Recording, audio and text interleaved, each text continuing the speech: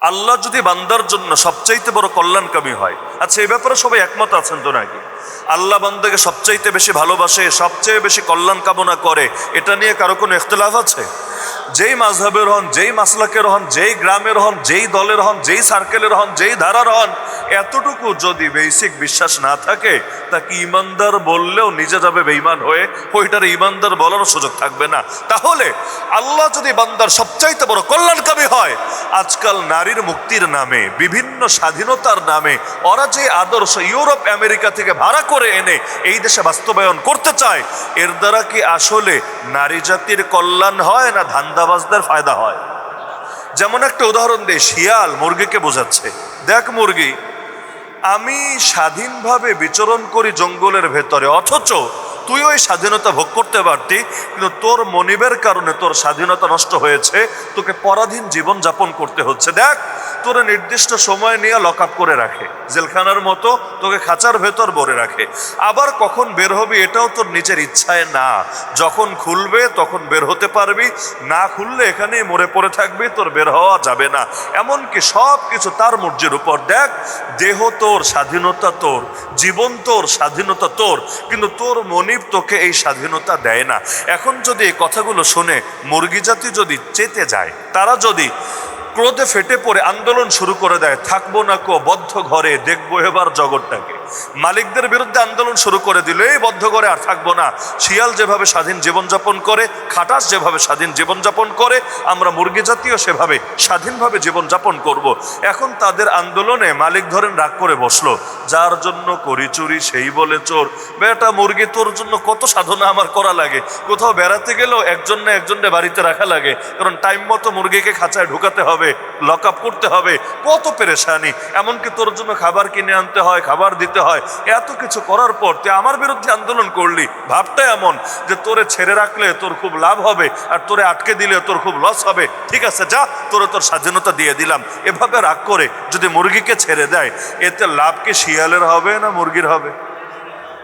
শিয়াল কিন্তু মহা খুশি হবে, সেই রাতে পিকনিক শুরু করে দিবে এবং সুন্দর একটা পার্টি করবে। 31st নাইটে আর কি পার্টি হয়, এর চাইতে আর মজাদার পার্টি করবে। কিন্তু সকালবেলা টর্চ লাইট দিয়ে খুঁজেও, দিনে তো আর লাইট লাগে না, তারপরেও লাইট দিয়ে খুঁজেও মুরগির কোন অস্তিত্ব খুঁজে পাওয়া যাবে?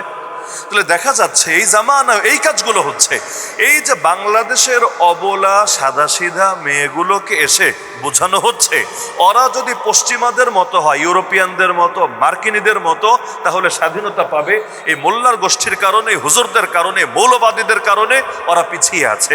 এইরকম বুঝ দেওয়ার চেষ্টা করে না যে আলেম ওলামারা হলো নারীদের অকল্যাণকামী, আর ওরা হলো নারীদের আসল কল্যাণকামী। আপনি একটাবার চিন্তা করেন, ওদের কথা মেনে নারী যদি আসলে ইউরোপিয়ান আদর্শ, পশ্চিমা আদর্শ গ্রহণ করে, লাভটা কোথায় হবে আমাকে বোঝান।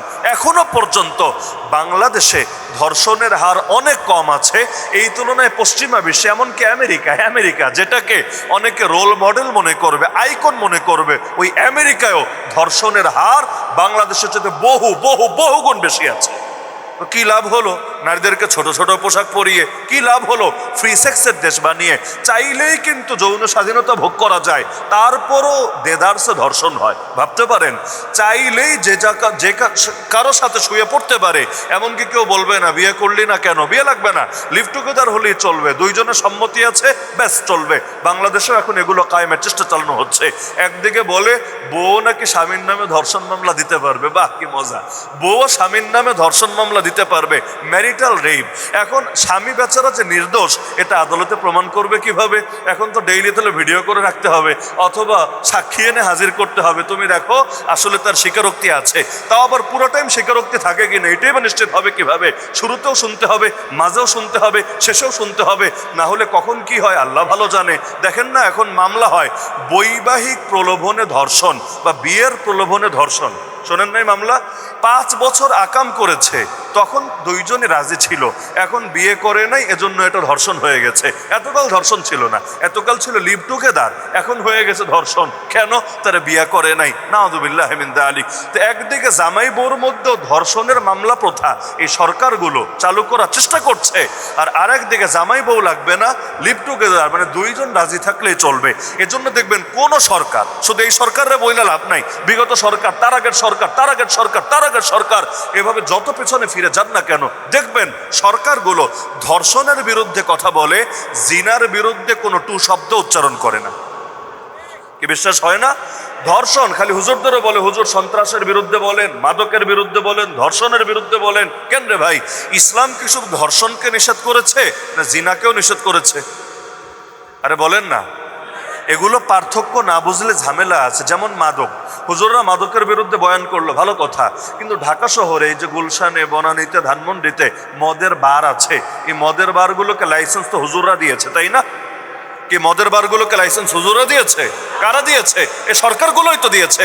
তো হুজুররা বলবেন মাদকের বিরুদ্ধে বয়ান করো, হুজুর কি বয়ান করবে? এক নম্বরেই তো এটা বলবে আল্লাহ নিষেধ করেছে, দুই নম্বরে বলবে এতে ক্ষতিও আছে। মানে নিষেধ তো নিষেধ, স্বাস্থ্যগত ক্ষতিও আছে, উপকার তেমন কিছুই নাই, ওই তুলনায় ক্ষতি বহুত বহুত বহুত আছে। তো এখন হুজুরের বয়ান শুনে যারা বাংলা মদ খেত ওরা ভালো হয়ে গেল, আলিফের মতো সোজা হয়ে গেল। কিন্তু যাদের অনেক টাকা পয়সা আছে, নায়ক নায়িকা, গায়ক গায়িকা, নষ্ট নষ্ট ভ্রষ্ট ভ্রষ্টা, ওরা ঠিকই লাইসেন্স নিয়ে দিনে দুপুরে না রাত 3টার সময়ও গিয়ে মদের বার কাঁপিয়ে কাঁপিয়ে মদ খেতে লাগলো। এমনকি এক একটা ক্লাবের মালিক কারা, ওই যে আগে ছিল পেট মোটা বেনজির, এই টাইপের বড় বড় লোকেরা, মানে আপনি কার বিরুদ্ধে প্রতিবাদ করবেন? বেনজির, আওয়ামী লীগের আমলে বেনজিরের বিরুদ্ধে প্রতিবাদ করলে আপনার লাশ খুঁজে পাওয়া যাবে? আপনার লাশ খুঁজে পাওয়া যাবে নাকি? কোন আয়না ঘরে, আয়না ঘরে না চিরুনি ঘরে না কোন ঘরে নিয়ে আপনারা ঢুকাবে? আপনারা খুঁজে পাওয়াই তো যাবে মুশকিল হয়ে। তো একদিকে বলবে মাদকের বিরুদ্ধে বয়ান দেন, আরেকদিকে নিজেরাই মাদকের ব্যবসা করবে, লাইসেন্স দিবে। মানে কি? মানে হলো পাবলিক তোমরা মদ খাও, তবে লাইসেন্স না নিয়ে খাও না, লাইসেন্স নিয়ে খাও, তুমিও খাও, সরকারেরও টাকা দাও, তুমিও খুশি থাকো, সরকারও খুশি থাকুক, কিন্তু টাকা পয়সা দিবা না, চুপি চুপি খাবা, এটা তো হবে না। এইটাকে বন্ধ করার জন্য ধর্মকে ব্যবহার করবে। বাস্তবে এই সরকারগুলো ধর্ম মানে না, বরঞ্চ তারা ধর্মকে ব্যবহার করে নিজেদের ধান্দা পূরণ করতে চায়। এই জন্য নির্বাচন আসলে টুপি লাগে, নির্বাচন আসলে পাঞ্জাবি লাগে, নির্বাচন আসলে হিজাব লাগে, নির্বাচন আসলে মসজিদে আসা লাগে। এমনকি নির্বাচনী প্রচারণা আমাদের সিলেটের শাহজালাল মাজার থেকে শুরু করা লাগে। বাস্তবে নামাজ পড়ুক বা না পড়ুক, মাঝে মাঝে তাহাজ্জুদের ছবিও ভাইরাল করা লাগে। এটা সিস্টেম, এটা সিস্টেম। ধর্ম মানুক বা না মানুক, ধর্ম বেঁচে খাওয়া লাগে, এইটাই বাস্তবতা। একদিকে বলবে হুজুর ধর্ষণের বিরুদ্ধে ওয়াজ করেন, আরে ধর্ষণ রাস্তাঘাটে যেগুলো হয় এটাও ধর্ষণ, পতিতালয়ের মধ্যে যা চলছে সেটাও ধর্ষণ। বলবেন কেন হুজুর পতিতালয়ে জিনা চলে ধর্ষণ চলে না? আরে কে বলেছে? এখানে যে নারীরা আছে যাদেরকে এখন সরকার চাচ্ছে বা তাদের কাছে প্রস্তাব দেওয়া হয়েছে শ্রমিক হিসেবে স্বীকৃতি দিতে, নাউযুবিল্লাহ মিন যালিক, এই পতিতাদেরকে, বেশ্যাদেরকে, যৌনকর্মীদেরকে শ্রমিক হিসেবে স্বীকৃতি দিতে, অথচ সেখানে যারা আছে 100-র মধ্যে অন্তত 90 থেকে 95 জনই তারা ভাগ্যের পরিহাস হিসাবে এখানে আছে, চাচ্ছে বের হতে আর পারছে না বের হতে। কাউকে কিডন্যাপ করে নিয়ে বিক্রি করে দেওয়া হয়েছে, কেউ অভাবের তাড়নায় একসময় ঢুকেছিল, এখন চাচ্ছে ভালো হতে, কিন্তু সমাজ তাকে গ্রহণ করছে না, ওই জায়গা থেকেও সে ছুটে আসতে পারছে না। যদি এটার প্রতি তাদের ইন্টারেস্ট থাকতো তাহলে নিজের মেয়েরেও তারা এই লাইনেই নিয়ে আসতো। স্বাভাবিক ব্যাপার। আমি হুজুর, আমার বাচ্চারা আমি হুজুর বানাচ্ছি, আমার বাচ্চা সবগুলো মাদ্রাসায় পড়ে। একইভাবে যারা ডাক্তার, অনেকে আছে নিজের বাচ্চারা ডাক্তার বানাতে চায়, ইঞ্জিনিয়ার নিজের বাচ্চার ইঞ্জিনিয়ার বানাতে চায়, টিচার নিজের বাচ্চাকে টিচার বানাতে চায়। কেন? আমার পেশা নিয়ে আমি গর্বিত, আল্লাহর কসম আমার পেশা নিয়ে আমি গর্বিত। আমি একজন শিক্ষক, এই পরিচয় গর্বিত। আমি একজন খতিব, এই পরিচয় গর্বিত। আমি একজন লেখক বক্তা, এই পরিচয় গর্বিত। এতে কোনো হীনমন্যতা নাই, ন্যূনতম হীনমন্যতা নাই। তা আমার বাচ্চাও যদি এই পরিচয়ে পরিচিত হয়, এটা আমার জন্য গর্বের বিষয় হবে, লজ্জার বিষয় হবে না। লেকিন একটা পতিতা পারলে এমন দেখান বাংলাদেশে, যেই পতিতা প্রকাশ্যে এসে সাক্ষাৎকার দেবে যে তার মেয়েটাকেও সে চায় আর একটা পতিতা বানাবে, এর নমুনা পাবেন, হাজার হাজার সাক্ষাৎকার পাবেন আন্তর্জাতিক মিডিয়া থেকে শুরু করে দেশীয় মিডিয়ায়, যেখানে তারা বলছে এমনও আছে যে তার বাচ্চারা মাদ্রাসায় দিয়েছে। মাদ্রাসায় কেন? নিজে না বুঝে এই লাইনে এসেছিল, অথবা যে কোনোভাবে ফেসে গিয়েছিল, ট্রাপে পড়েছিল, কিন্তু এখন বুঝে এসেছে, কিন্তু নিজে তো আর পারছে না ভালো হতে, কিন্তু নিজের বাচ্চাটাকে চাচ্ছে অন্তত মানুষের মতো মানুষ বানাতে, অন্তত তার জন্য যাতে তওবা করতে পারে, গুনাহ মাফের জন্য কিছুটা সুপারিশ করতে পারে আল্লাহর কাছে, অন্তত এই লাইনে চেষ্টা চালাচ্ছে। তো যারা নিজেরাই সন্তুষ্ট না নিজেদের পেশা পেশার উপরে দরকার ছিল তাদেরকে ওই পেশা থেকে কিভাবে বের করে আনা যায়, কিভাবে সম্মানজনক কর্মসংস্থানের ব্যবস্থা করা যায়, কিভাবে সম্মানজনক জীবন নিশ্চিত করা যায়, এটা নিয়ে সরকাররা ফিকির করবে। কিন্তু এটা নিয়ে কোনো ফিকির নাই। এক একটা বেশ্যাখানা, এই পতিতালয়গুলো খালি জিনার আখড়া না, মাদকেরও আখড়া, জুয়ারও আখড়া। প্রতিটা পতিতালয়ের সঙ্গে মাদক আর জুয়া অঙ্গাঙ্গিভাবে জড়িত। তাহলে এই যে কাজগুলো চলছে, দরকার ছিল এগুলো নিয়ে ভিন্ন ভাবনা করবে, সেটা না করে এখন শ্রম আইনের অধীনে এনে শ্রমিক হিসাবে স্বীকৃতি চাচ্ছে। কারণ শ্রমিক হিসাবে যদি স্বীকৃতি দিতে পারে, তাহলে শ্রমিক হিসাবে নিয়োগ দিবে কে? নিয়োগদাতারাও আসবে, লক্ষ কোটি টাকা ইনভেস্ট হবে, এটা নিয়ে আলাদা ইন্ডাস্ট্রি গড়ে উঠবে। সব শেষে নারী জাতির কোনো ফায়দা না হলেও পুঁজিবাদী ধান্দাবাজদের ফায়দা ঠিকই হবে।